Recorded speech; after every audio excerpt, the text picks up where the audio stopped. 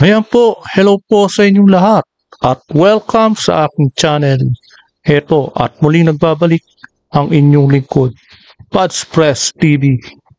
Ayan po, nakikita nyo sa screen, 25%, 42% at lumagapak siya sa 25%. Ayan po ang approval rating ng ating presidente na si PBBM. Ngayon po, ang isang katanungan, ano ba ang dahilan lumagapak ang kanyang approval rating? Ito po kasi itong Holy Week na nagdaan, balitang-balita po na lumagapak ang rating ng ating Pangulo. Kaya ano nga ba ang naging dahilan at bakit nagkaganyan ang kanyang approval ratings? Dahil sa mga nangyari at nakaraang itong nagdaang pangyayari sa ating bansa na controversial po ang talagang nangyari. Malamang at sa malamang ang unang nagpabagsak sa kanyang approval ratings ay ang maling pag-aresto kay dating Pangulong Rodrigo Digong Tatay Duterte. Iyon po ang unang-una na malamang na nagpabagsak sa kanyang rating. Pero unang-una pa lang di ba, etong hair strand drug test o yung tinatawag na hair follicle test, di ba marami na rin nagre-request na dahil dito marami nag-aalangan sa kanya. Mababa na po ang rating niya noon at bumaba pa ngayon. Ang pangalawa, ito ang isa sa mga nagpababa sa kanyang malamang. Dumagdag sa pagbaba ng kanyang approval rating. Ito po, etong taong ito, PCO Undersecretary. Dahil imbis na gawin niya na ibalita niya kung anong development na ba at na ibabalita niya sa mga mainstream media, diyan sa mga reporter ng mainstream media, ang ginagawa niya ay atake siya ng atake. Sinisiraan niya pa si Pangulong Duterte, di ba? Paano yung atake niya sa pamilyang Duterte?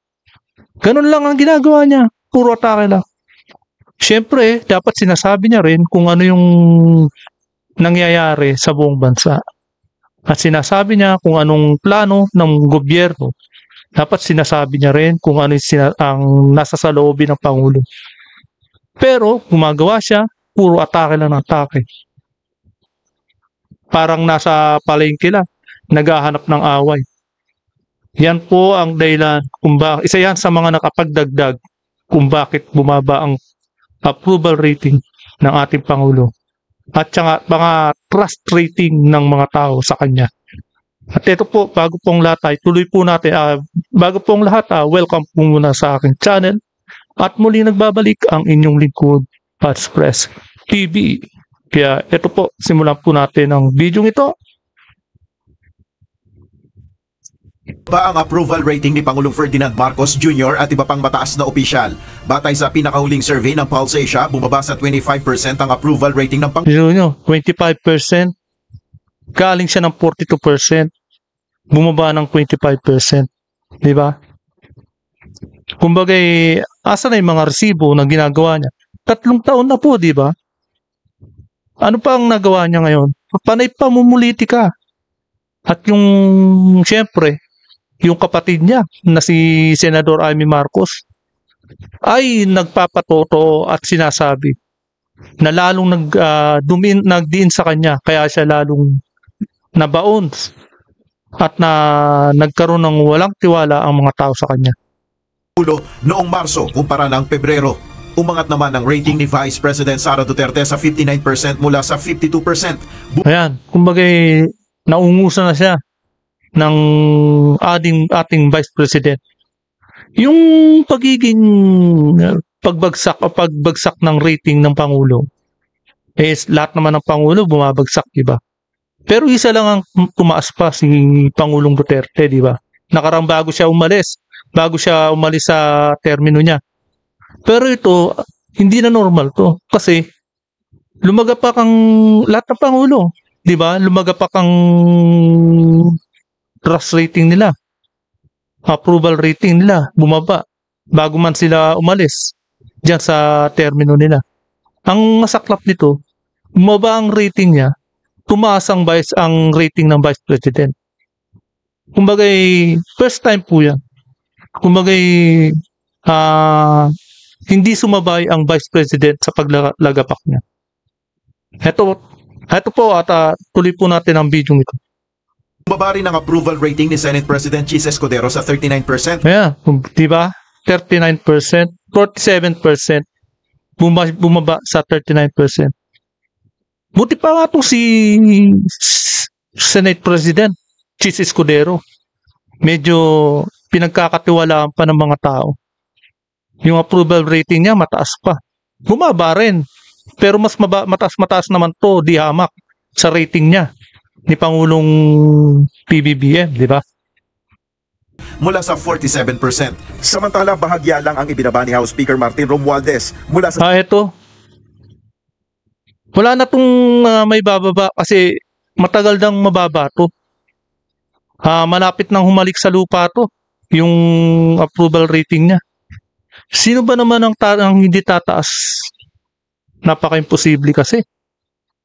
Paano ba naman hindi bababa ang isang speaker ni hindi mo man lang naririnig na nagsasalita, di ba? Kung ano yung mga plano niya. Hindi man lang siya nagsasalita sa social media. Kung hindi sa social media, doon na lang sa mainstream media. Ang panay salita niya, yun lang. Kumbaga, kulang na kulang siya sa exposure. Kaya ganyan ang trust rating ng mga tao sa kanya. Yung approval rating niya. 17% sa 14%. Naitala rin ang pagbaba sa trust rating ni PBBM. Yun, ang trust rating, biro nyo, 42%, bumaba sa 25%. Marami ng tao ang ayaw sa'yo. Marami ng tao ang hindi na nagtitiwala sa kanya. Dahil sa mga controversial na nangyayari. Unang-una, yung mga issue na hindi naman niya nare-resolve na. Kung yung mga, number one nga, yung bilihin, di ba? O pagpalagay, balikan natin eto na lang. Nung unang-una, pinakaunang controversial niya, yung hair strand drug test. Yung hair follicle test, yung pinakauna. Doon, medyo naintindihan pa siya ng maraming tao. Dahil nga dyan. Ito at tuloy po natin ang video ito. Ang Pangulo ng 25% na rating mula sa 42%. Tumaas naman ang kay VP Sara sa 61%. Oo, yan, di ba? 61%, 53%. Unang-una pa lang, mataas na siya. Mas mataas na kay PBBM. Lalo pang tumaas. Tumaas na, naging 61%. Di ba? Yan po, napakataas po ng rating ni Vice President Inday Sara. Siyempre, yung tatay niya, maraming naiyak, marami ang sumama ang loob na nangyari sa pag-aresto kay dating Pangulong Roa Duterte, di ba? Rodrigo Roa Duterte. Kumbaga, nakipang simpatya na rin ng mga ibang tao. Nakisimpatya na rin ng maraming tao na kung sino talaga ang may mali. Imagine, nagkaroon pa ng hearing kay Senator Amy Marcos. Doon, ano nangyari? Di ba? Nabulat-lat na kung marami ang nagsisinungaling. Lumabas sa hearing, di ba? Napanood ng buong mundo yan. Napanood ng mga OFW, napanood ng maraming tao dito sa bansa natin. Yan po, natunghayan po nila na nagsisinungaling ang karamihan na umaresto kay Rodrigo Roa Duterte sa ating dating Pangulo. So, tuloy po natin ang video ito. Mula sa 53%. Bahagya ring bumaba ang trust rating ni SB Escudero sa 38% mula 47%. 14% naman ang nakuha ng House Speaker mula 18%. Ayon sa Pulse Asia, si VP Sara ang tanging nakakuha ng majority approval at trust ratings sa... Yan. Pero nyo, yung mga nasa gobyerno, hindi ba sila nahihiya dyan? Sa nangyari, sa ginawa nila? Panay pamumulitika ang pinagagawa nila. Yung issue ng kaya nananatiling mataas si Inday BP Sara dahil nakikita naman talaga ng tao, di ba? Yung pamumulitika, yung mga issue na dapat resolbahin ng gobyerno, anong ginawa nila? Hindi nila na re-resolve na ang taas-taas ng bilihin at ngayon lalong tumaas ang kuryente. Dininig ba nila sa kongreso yan? Wala, hindi nila dinidinig. Puro mga quadcom, tricom ang pinagagawa nila. At heto pa, syempre, yung krimen, kidnapping. Yan yung talagang nagiging problema na natin ngayon. Lalong lumalala po ang gobyerno. Kaya yan po ang nagiging resulta ng approval rating at trust ng mga tao sa ating gobyerno. Lalo na kay PBBM. Mga matataas na opisyal. Samantala, base pa rin sa survey result ng Pulse Asia, ang pagkontrol sa inflation o ang bilis ng pagtaas ng presyo ng mga bilihin at serbisyo at ang pagtaas sa sahod ng mga manggagawa ang nangungunang mga isyong nais ng ating mga kababayan na maaksyonan ng gobyerno. Bukod rito, kabilang rin ang paglaban sa korupsyon at kriminalidad sa most urgent national... Yeah, di ba? Controlling inflation, hindi na rin po nakokontrol. Talagang tumataas na. Increasing the pay of workers. Maramihan po sa atin ay unemployment na po. Marami po ang walang trabaho. Kaya yan nagkakaroon. Kung nagkaroon man lang ho sila ng project na kagaya ng build, ay malamang kabilaan po ang trabaho ng mga construction. Yang nangyayari po, wala po. Hindi po naituloy ang build. Asa po napunta ang pondo? Diba? May issue pa po tayo sa GAA. Nagkaroon pa ng issue sa AKAP, AIX. Siyempre, yung mga construction at infrastruktura na dapat ay magiging daan para maparami ang trabaho ay wala po.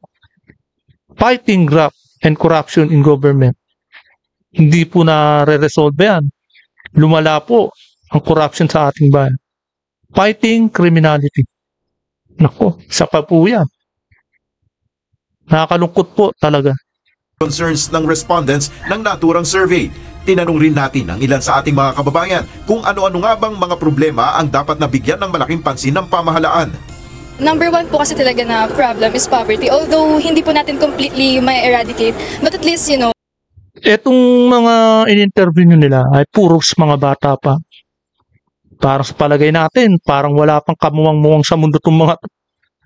Dapat nag-interview sila yung mga medyo, may mga trabaho na, at saka may mga medyo may edad-edad na konti. Yun, nakakaranas na talaga ng responsibility yung mga yun. Bagay na iba na ang pananaw ng mga taong nasa edad na ganun. Nakakaranas na sila ng paghihirap. Etong mga estudyante, hindi pa nila naintindihan yung bawat nangyayari dito sa ating Pilipinas, lalo na sa politika at sa gobyerno. Kaya ang sinabi niya, kahirapan. Oo, kahirapan. Pero yung pinaka-specific, general po kasi ang kahirapan eh. Ano po yung mga dahilan ng mga kahirapan? Yan po ang dapat na pinunto ng mga estudyante niya. Di ba? Medyo mali-mali rin ang interview. Dapat yung mga may edad-edad eh. Wala pa po sa yung mga yan. Nag-aaral pa lang po. Learn how to prevent it, like even the small steps naman po. Gusto namin, diba? Papaba yung mga bilihin lahat. Ito, si Manong, yan po ang pinaka nakaranas ng talagang. Pinunto niya agad yung bilihin. Yan po ang mga nangyayaring, kasi ang bilihin lahat eh. Simula sa bigas, hanggang sa dry goods. Marami po yan. Mga karne, mga groceries, lahat po. Tumaas po lahat. Lalo na ngayon yung kuryente, lalong tumaas. Grabe. Para wala na lang mahirap pag lagong taas ang bilihin. Katulad ng bigas. Yung butas po siguro sa mga polisiya o sa mga batas na meron tayo sa bansa, particular na po sa mga agency na dapat sana ito isa pa to. Kumbaga hindi niya rin malayo na yung pinagsasabi niya eh. Kumbaga yung pinaka-specific dapat kung interviewin mo mga estudyante talaga hindi specific. Napakalalim ng sinabi niya. Kumbaga yung logic o kumbaga basic yung mga basic need ng mga tao, yung mga specific na talagang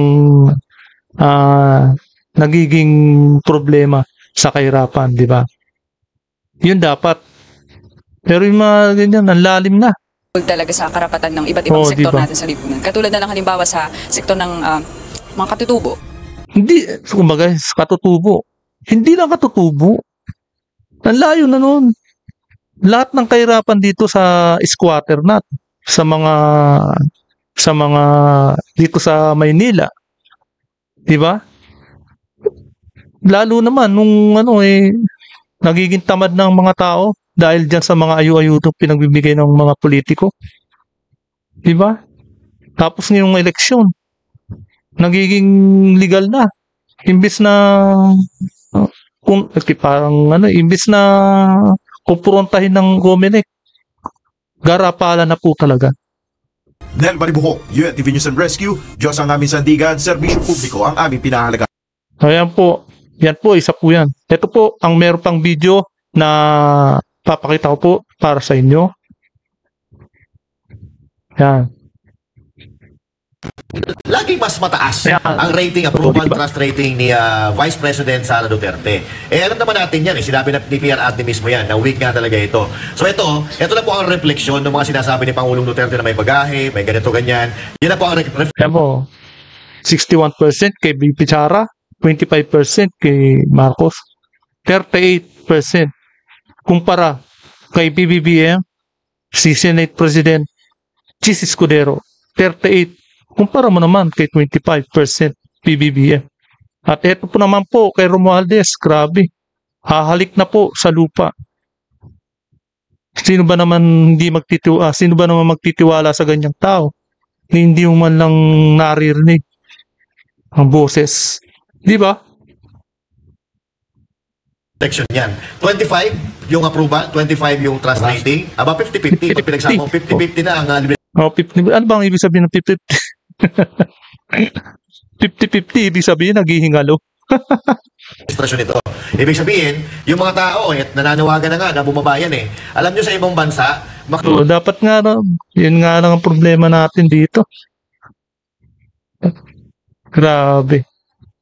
Hair strand drug test or hair follicle test? makapagsalita lang sila ng laban sa gobyerno or ikinairita ng taong bayan, nagre-resign sila. Dito, yung mga politiko, pinapaalis na, ayaw pa rin talaga umalis. Sa madaling salita, bakit kapit tuko ang nangyayari sa kahit sino naman doon hindi lang yan. Kahit sa posisyon, kapit tuko ang nangyayari sa politika. Bagay, garapalan, kumbagay, halatang halata na. May ebidensya na. Nandun pa rin. Kapit tuko pa rin. Nakapal talaga yung mukha. Ito ay justification ito na si Marcos Jr. ay talagang ayaw na ng sambayan ng Pilipino dahil imbis na tumaas ang kanyang mga ratings ay bumababa. So pababa ng pababa. Parang spaghetti lang yan. Pababa ng pababa. Heto naman si Inday Sara, tumataas. Etong tatlo na to, bumababa. Ano ibig sabihin nito? Mas pinagkakatiwalaan pa ng mga Pilipino si BP Sara Duterte kaysa sa kanya. So di ba napakasakit sa kalooban yan, mga kababayan? Wala na kasing nagagawa. Marami nang gustong pag-resign. Wala na kasi. Yes, Mas pinagkakatiwalaan pa si Cheese. mas pinagkakatiwalaan pa si Cheese Escudero. Di ba? Pinagkakatiwalaan pa si Cheese Escudero. Kaso, bumaba rin talaga. Lalo na, yun pa nga kaya bumaba dahilan kung bakit hindi pinirmahan o pinakawalan yung isang resource person na pinakontempt ni Amy Marcos o pinakontempt ng committee na pinakontempt din ni Bato de la Rosa. Yung garapalang pagsisinungaling sa hearing habang nangyayari yun. Ang kapal talaga ng muka. Yun lang. Talagang harang talaga ni Senate President Cheese Escudero. Yan ang dahilan kung bakit bumaba siya. Pero dahil mas mataas pa yung ni Cheese Escudero, 39%, di ba? So now, kung ako sa iyo, medyo magbalot-balot ka na kasi ibig sabihin yan, talagang alam na ng taong bayan. Alam ng taong bayan na wala naman talaga ang ginagawa mula nang yan na. Yan po, narinig po natin ang pahayag ng bawat eto sa reporter, di ba? At pahayag din ng resulta ng approval rating o yung trust rating. Napatunayan po natin at napanood po natin ang buong video. Kaya hanggang dito na lamang po at kung hindi ka pa nakakapag-subscribe, please subscribe my channel para lagi kang updated sa bawat upload ko.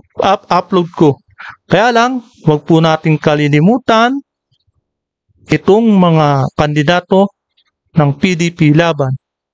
Yan po, number 28, Bongo, number 58, Philip Salvador, aktor, di ba? Pero matapang yan. Talagang may karanasan na rin dahil lumidikit siya kay Bongo, di ba? Mondok Jimmy, 10. Yan. Number 56, Rodriguez Pic. Yan po, huwag po nating kalimutan. Darating na halala. 34, Lambino Raul. Number 34. Yan po. Number 22, De La Rosa Bato. Yan po. Ayan po ang mga magigiting na kandidato ng PDP laban. Number 38, Marcoleta Rodante. Ang matapang na lumaban mag-isa sa Quadcom. At ito, number 30, Hinlo JB. Ito po, mga talagang purong mga abogado. At number 53, Kubuloy Apollo. Yan po si Kibuloy, hindi nyo po kailangan ng pasikat niya. 42, Mata Richard. Yan po. Ang babalik, 28, Go Bongo. Ayan po, hanggang dito na lamang po. At kung hindi ka pa nakakapag-subscribe, please subscribe my channel para lagi kang updated sa bawat upload ko. Maraming salamat po.